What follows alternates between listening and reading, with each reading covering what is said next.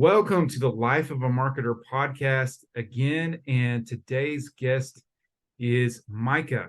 And Micah is a website expert. And this is the first one that we've had on the podcast. We've had a lot of different people, different skills and specializations, but this is the first person that we had that's a website expert. So I'm really excited to have him on.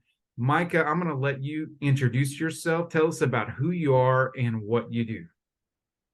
So my name is Micah Lotemo, and I'm based out of Atlanta, Georgia.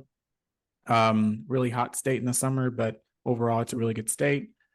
And I am an owner and founder of a company called Pansy Digital Agency, and we're kind of boutique. We kind of like to keep it small, but we mostly help companies with revamping their website and kind of hitting a refresh and just helping them out with creating something new from an old, outdated website.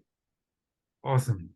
So I'm going to dive in with some questions a little bit that we don't normally ask on that. Then, so when you're revamping a website, what is the number one problem that you find with existing websites for most businesses? So typically, I think that there are people who have brand new ideas that are in the company and they know exactly what they want to look like or present themselves according to their competitors.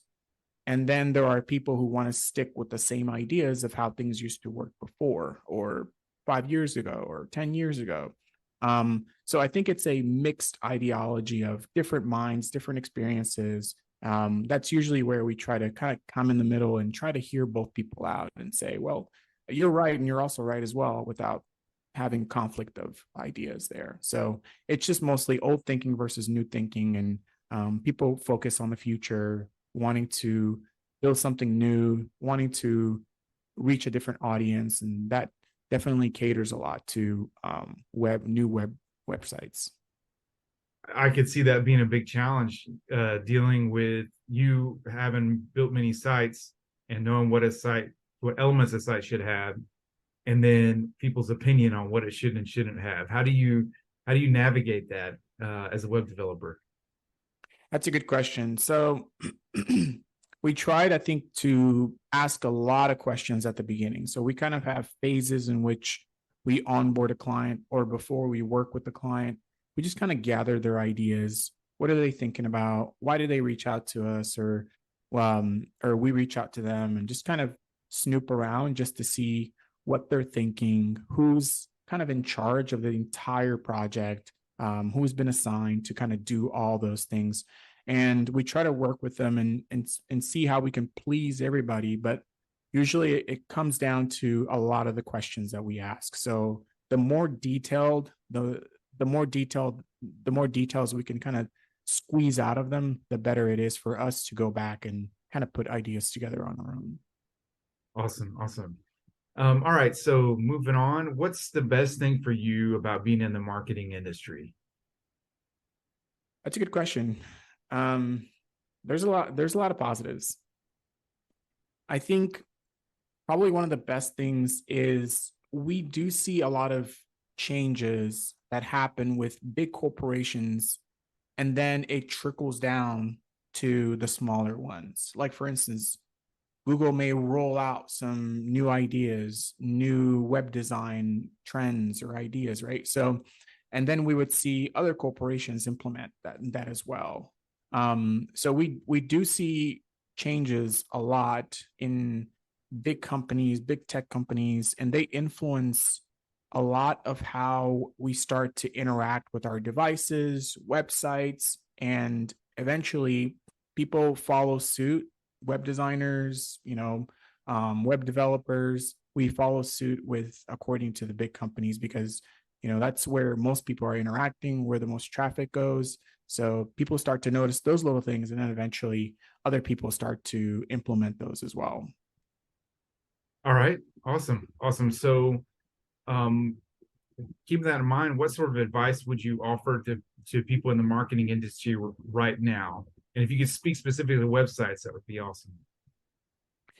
So I think one of the most important things that we as developers and designers have come to learn is, I think some people go in with the idea of building out a site just based off of the ideas that the client has actually given them.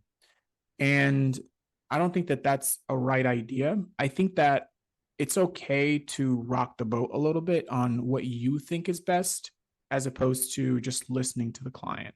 So, what we like to do with tools and such that we use is, we like to draw up mockups using a tool called Figma, which is really cool.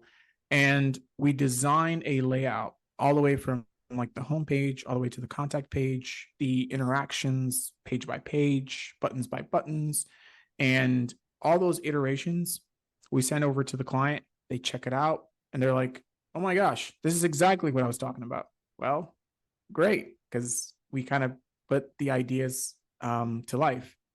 And some companies, I think that some people, what they do is they skip that part, and I think it's kind of like building a house without a blueprint. So I highly suggest, one of just some advice there is to begin with an idea on paper, on using a tool, and then that makes it so much easier whenever you go and actually put things in writing or whatnot, that the client already knows what they're actually going to get. Awesome. That's wonderful advice. So following that up, I also want to ask this. What do you think that that you can do as a company? And this may be a question even for me. What can you do on your website to make yourself stand out from the competition? What are just a few key ideas, maybe, or concepts that will help you to stand out versus the competition? I know that's a very So broad question, and you haven't we didn't mention which competition, but what maybe you can speak to that generally. yeah, I think it's a great question. I think on most people's minds as well. So each audience is very different. Each business category is very different in terms of what the client or prospective client or the audience is actually looking for, right? And I think beginning with the client in mind, sorry to use the 7 habits jargon there, but it's important to take note of, okay, when people come to my website, what are the most important actionable takeaways that I want them to have as soon as they get here or by the time they leave, right? So being very thoughtful or just interested in what do you want people to do as soon as they land on your site. And it could be reaching out, right? So after they read so much content, they are provided a lot of value about your reviews, people you've worked with, and the value that you bring with your team. Okay, great. This seems like a good fit. All right, where do I need to reach out to this person or whoever it is? Because it seems like they can really help me out. So I would just say, beginning with what is it that you want people to actually do on your website? And if it's reach out to you, great. If it's book a call, great. And if it's, order, then make that a priority. So yeah, it just depends on what kind of actions that you want people to take when it comes to your website. Yeah. So what are you guys building websites with? Are you using WordPress? Are you doing something different from that? What is your preferred method of building those sites? We have a preference. More so to our wheelhouse is WordPress, because most websites out there are built using WordPress. And that's because it's a little easier to customize, do things on, and manage as well. We have a familiarity. We're pretty well adversed with Shopify as well. We saw a big boom in that with COVID and all stores, all companies wanting to be online. So we got well adversed and adapted to that. But most of what we're really experts at is using WordPress and code as well. It's not something that we're not too unfamiliar with, but definitely WordPress takes a huge chunk of that expertise. Awesome. All right. What other successful people in marketing like yourself would you like to acknowledge that should be on the podcast? This is a great question. I mean, me, of course, I'm kidding. But um, so there's a great guy out in Chicago, and he's part of a big media company called Orbit Media. Andy Crestadina, good friend of mine. I think he's doing some pretty exciting things. We've had the pleasure to be a referral partner with them, and it's been pretty great. But yeah, he just has a lot of experience, a lot of knowledge in the marketing industry, and quite frankly, shares a lot of expertise through blogs, through conventions, seminars, and yeah, I think I would. He's definitely one that I would put on the list, on the short list to have on the podcast. All right, awesome, awesome. Sure, we'll be contacting him shortly. All right, for our final question, which is really just for fun, tell me about the oldest technology that you remember using. The oldest technology I remember using. Wow. Okay, so when I was in school, there was um these floppy disks. And if most people know, or people who are millennials and before that, floppy disk were these awesome, rectangular objects that you can just kind of insert inside of a computer, and somehow all your files will kind of pop up. So it doesn't exist anymore anywhere, but it's just a little piece of nostalgia whenever I see it laying around like in old nostalgic stores and whatnot. But yeah, I remember using floppy disks, and it was a cool breakthrough coming from CDs as well. But floppy disks were the thing when you wanted to open up a file and see what's on there and do some editing. But yeah, I miss floppy disks.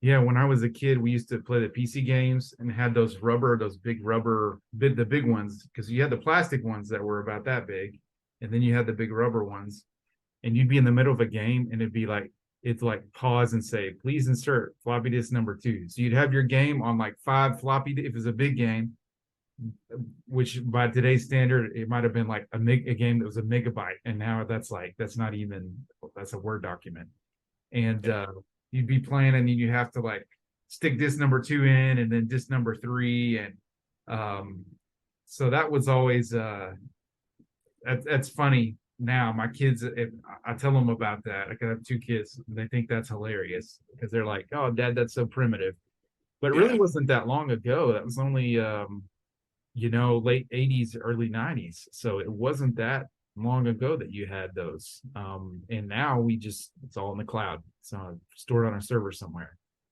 Yeah, cloud server. Yeah, it's pretty crazy the amount of breakthroughs in technology that happen every decade. And who knows how much more is currently happening behind closed doors without us knowing it. Sure. It's still nice to hold on to a piece of your childhood, a piece of your growing up. That's pretty nice, and it might seem dinosaur like or primitive to others, but still everybody has a piece of childhood that they remember. Oh, for sure. Love to reminisce about. Yeah, my parents would talk about records, that they have the big vinyl records that you would stick. Oh, yeah, way too far for me. I can't even go far. We had someone on that was a little bit older, and she mentioned transistor radio is the oldest technology that she remembered. Oh, so wow. we've had a lot of people mention the Commodore, which is like the first gaming system where you would program your game and then play it before the Atari. So we've had some. The oldest one was actually, and I mentioned this a lot of podcasts. I'm sorry if you listen to this regularly to this podcast, but I interviewed my mom as my first podcast just to practice, and she said the oldest technology that she had used was a pencil. So she's a smart aleck, my mom.